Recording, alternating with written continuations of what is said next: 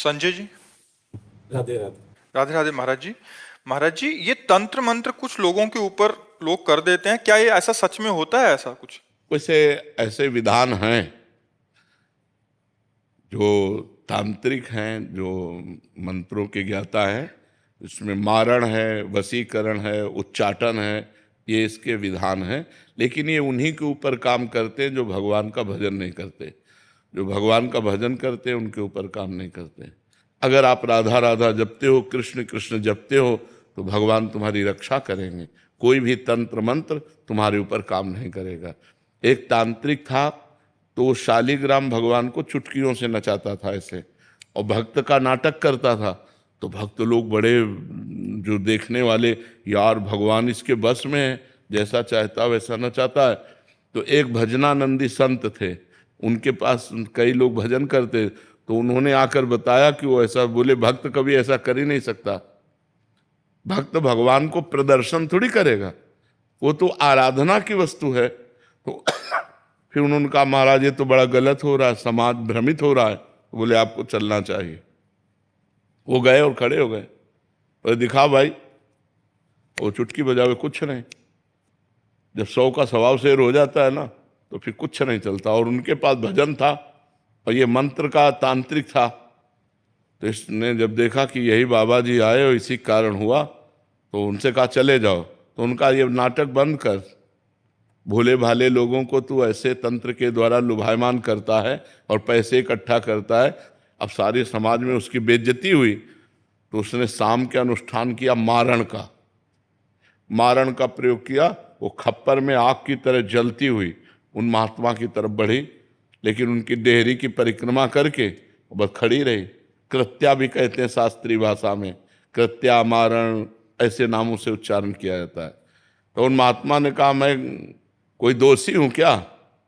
सब में भगवान वास करते, तू भी भगवत स्वरूप है। उसी के द्वारा प्रकट की हुई कृत्या, उसी को जाकर पटक दिया उल्टी खून की। और जब उन शिष्यों ने कहा, महाराज मर जाएगा, आप कृपा करके चलो, बस राम राम राम राम राम, खत्म कृत्या। सब अंतर ध्यान हो गए। तो उनका बेटा, अब समझ जा, कान पकड़ा, उस शिष्य बन गए महात्मा को, ईमानदारी से भजन करने लगे।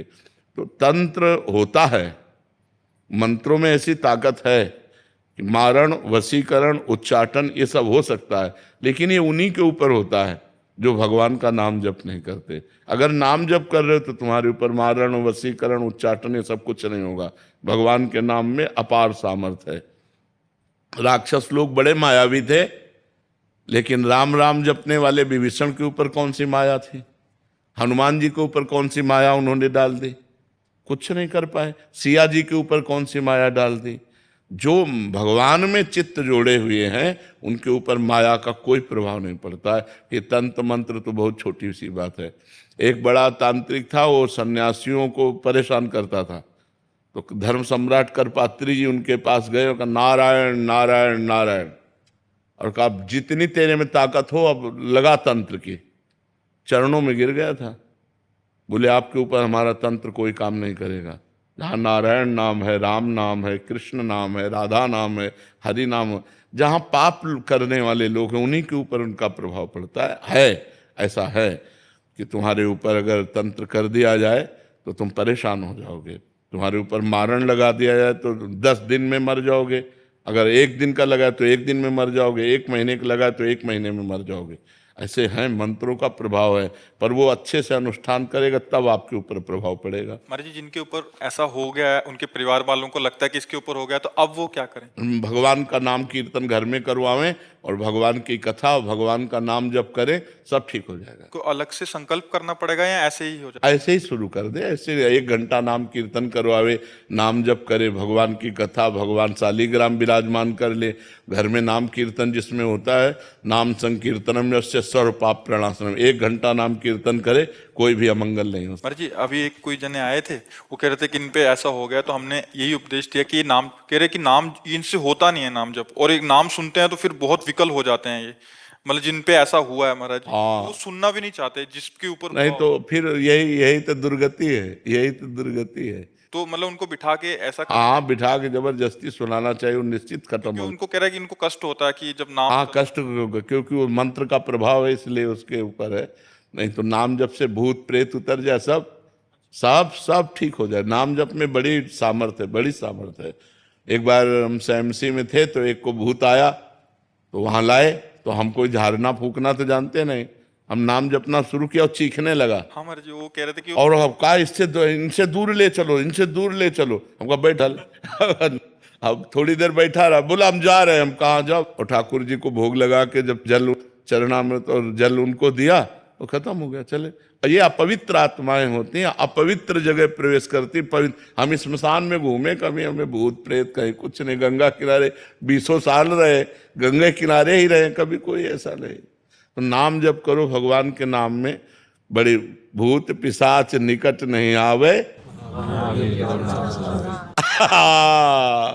और बहुत सिद्ध है, गोस्वामी जी ने सिद्ध अवस्था में, तुलसीदास जी ने ये लिखा है, हनुमान चालीसा। हाँ, भूत पिशाच निकट नहीं आवे, महावीर जब नाम नासय रोग हरे सब पीरा, जप निरंतर हनुमत। हाँ, जपत निरंतर। हाँ, ये बात समझ लेंगे। महाराज जी, ज्योतिषी में विश्वास करना चाहिए कि? ज्योतिष शास्त्र है। परीक्षित जी जन्म लिए थे तो जन्म से लेकर मृत्यु तक का निकाल दिया था उन्होंने, कि इनको तक्षक सर्प काटेगा, पूरा मृत्यु तक निकाल दिया था। पर ज्योतिष शास्त्र का ज्ञान हो तो ज्योतिष शास्त्र सत्य है, क्योंकि ज्योतिष शास्त्र है, कोई उसमें ऐसा नहीं। पर ज्योतिष शास्त्र का सत्य ज्ञान होना चाहिए। मतलब किसी को गलत उपदेश दे करके और उसको भयावह परिस्थिति में करके अर्थ लेने की वासना ना हो। और ज्योतिष शास्त्र का ज्ञान हो तो सही सटीक जन्म से मरण तक का हिसाब बता देगा। जन्म से मरण तक? हाँ, जन्म तक जिससे मरण तक का हिसाब बता देगा। ज्योतिष शास्त्र सत्य है, इसमें कोई संशय नहीं है। पर ये सिद्ध होना चाहिए, मतलब उसको उसका परिपक्व ज्ञान होना चाहिए।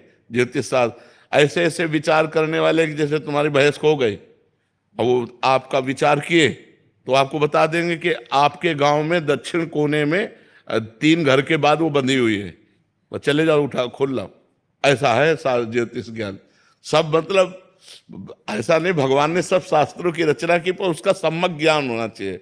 सम्यक ज्ञान होने से ही उसको जैसे हम किसी शास्त्र के अनुमानता, तुम्हारी जी सिद्धि, जैसे किसी के मन की बात पढ़ लेना, या हाँ, ये भी सिद्धियां हैं, ये भी सिद्धियां। ये स्वतः अंदर आ जाता। हाँ, अगर हम वो मंत्र सिद्ध किए हुए हैं तो आप जो ये, अच्छा आपका ये नाम है, आप अमुक जगह से आ रहे हैं, आप ये सोच कर आ रहे हैं, तो आपके होश उड़ जाएंगे।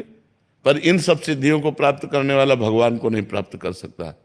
इसलिए कभी भगवान को प्राप्त करने वाले में आप कोई सिद्धि नहीं देखेंगे। ये सब शांत एकदम साधारण पुरुष, वो सब रिद्धि सिद्धि पेरे बहुआई, बुद्धि लोभ दिखावे भाई, होए बुद्धि जो परम सयानी, तिंतन चितई न अनहित जानी। वो अनहित कर देंगे, वो भगवत प्राप्ति नहीं होने देंगी। इसीलिए जो सिद्ध संत होते हैं वो भगवान के प्रेम में डूबते हैं, इन सिद्धियों के चक्कर में नहीं पड़ते हैं।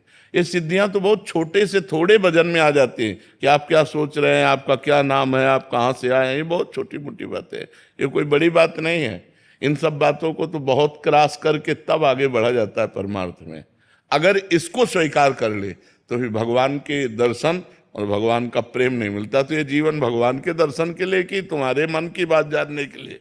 अपने मन की बात जान करके तो जिंदगी बर्बाद हो रही है, औरों के मन की बात जान करके इतना बोझा कौन लोग ढोए। महाराज जी और भी सिद्धियां होती हैं? बहुत सिद्धियां होती हैं। महाराज जी आपने बताया था कि जल पे चलना।